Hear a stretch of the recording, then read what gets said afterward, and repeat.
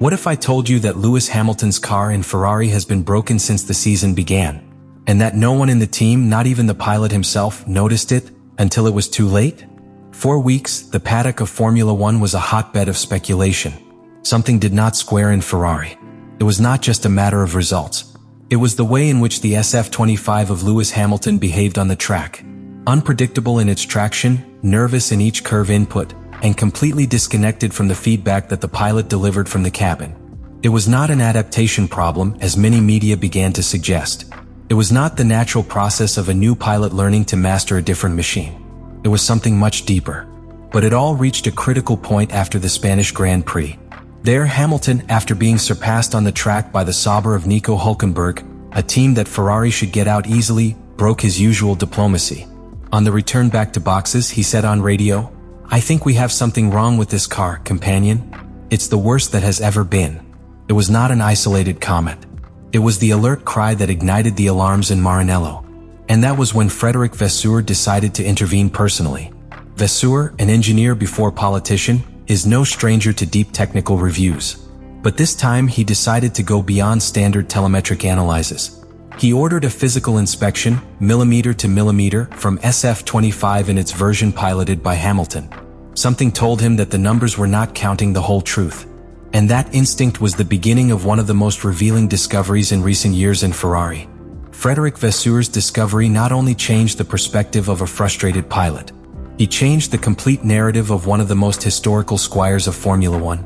Which seemed like a simple low-performance streak by Lewis Hamilton was actually the tip of a technical iceberg that threatened to sink the entire Ferrari season.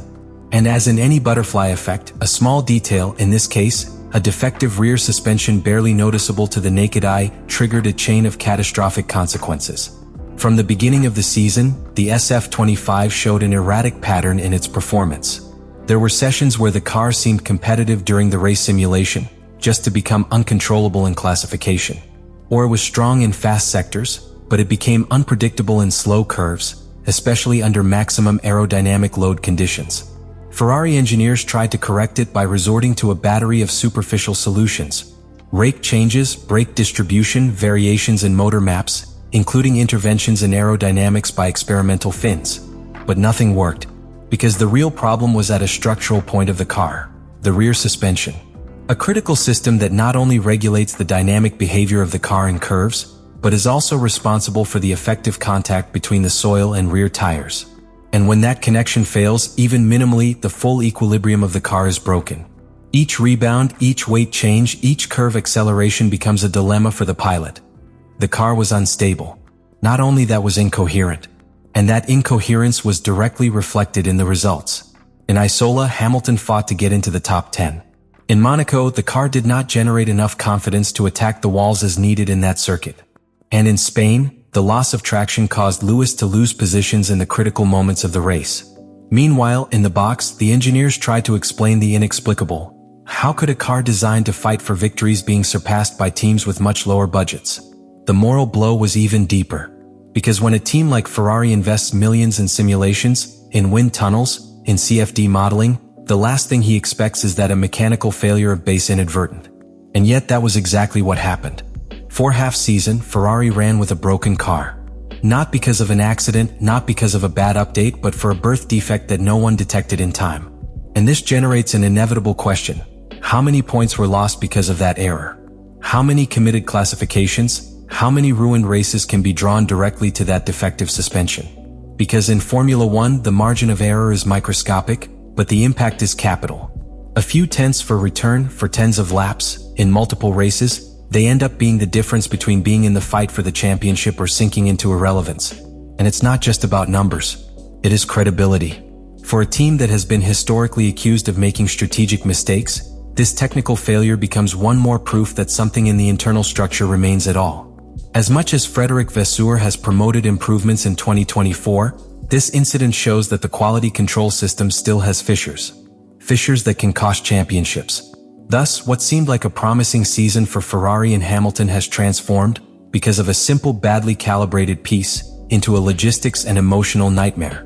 Because when the car fails, not only races are lost, trust is lost, time is lost, and above all, that intangible but vital feeling is lost, that everything is under control. In this context, Vasseur's discovery is not just a technical correction. It is an opportunity to restart, a turning point, but also a warning. In modern Formula One, it is not enough to be fast. You have to be perfect, and Ferrari for now has been far from that. When Hamilton's frustration became undeniable and complaints began to accumulate in the radio channel, Vasseur understood that the situation required more than a technical response. It required leadership. It was not enough to continue analyzing telemetry leaves. The problem had a deeper root, hidden under layers of erroneous assumptions. Therefore, the French director opted for the unthinkable: paralyze automatic analysis and send the Hamilton SF25 back to Maranello for a manual, complete, millimeter review. That decision marked a before and after. Because in that inspection, more typical of a forensic audit than of a routine procedure, it was revealed what the sensors did not capture precisely: a progressive mechanical distortion in the rear suspension components.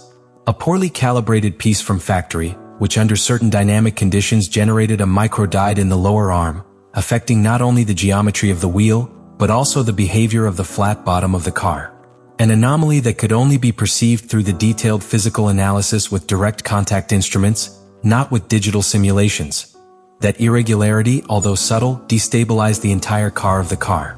And he did it intermittently, which further hindered its detection. In conditions of high vertical load, such as fast curves or strong braking, the imbalance appeared. In slow or long straight curves, he dissipated.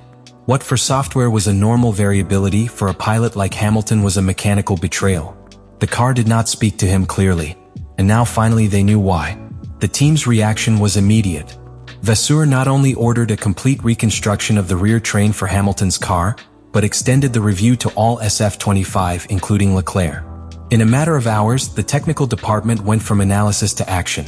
They replaced pieces, redesigned anchor points, recalibrated the suspension system, and updated the digital simulation model with the new corrected parameters.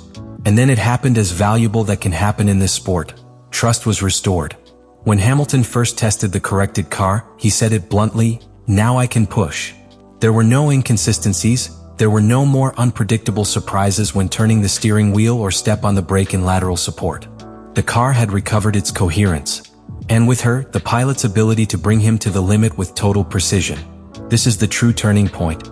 Because in a sport where psychology and engineering are intimately intertwined, the certainty that the car responds with logic is one of the most powerful weapons that a pilot can have. Hamilton, who until then had been competing with a technical bandage in his eyes, felt again connected to his machine. And when that happens, the consequences on track are immediate. And although the season is still long and the differences with McLaren or Red Bull are still significant, this correction offers somewhat more valuable than a few tenths in classification. It gives Ferrari a new base on which to build. Because when a team is able to recognize its deepest defects, it is when it is really ready to be champion again. Frédéric Vasseur's revelation does not close a chapter. Open it. Because beyond the immediate relief that Lewis Hamilton could feel when his intuition was successful, this correction exposes a systemic fragility within Ferrari that could have completely changed the course of the championship. The question then is not just technique. It is existential. How could this happen in a team with so many resources, with so much history and so at stake? The SF25 was born with a defect. That is no longer a theory, it is a fact confirmed by its own engineers. And that defect cost time, points and reputation. Because while other teams like McLaren refined each tenth with surgical precision, Ferrari fought an invisible enemy inside his own garage. The car failed inside. And nobody knew. That ruling affected not only Hamilton, but also Charles Leclerc, although to a lesser extent. Throughout the first races, both pilots were forced to adapt their driving style to a car that did not offer them a solid base. It is no accident that the differences in telemetry between them were so variable.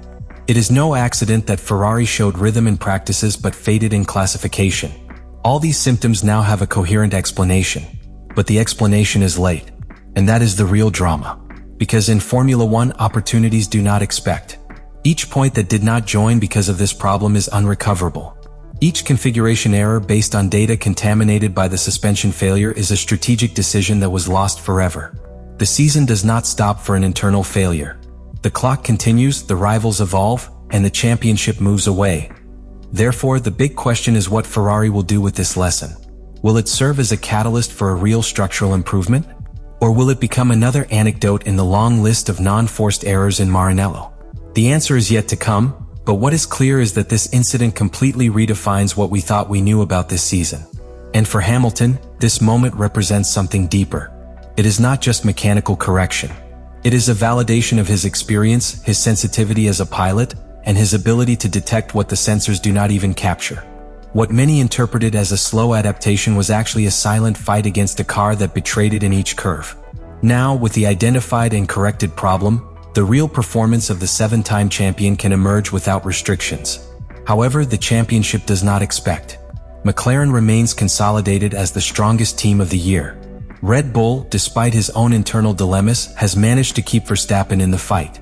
Mercedes has managed to reinvent himself with Russell and the young Antonelli. And in the midst of this scenario, Ferrari will have to recover the lost time, rebuild his trust, and demonstrate that he can not only correct mistakes, but to avoid repeating them.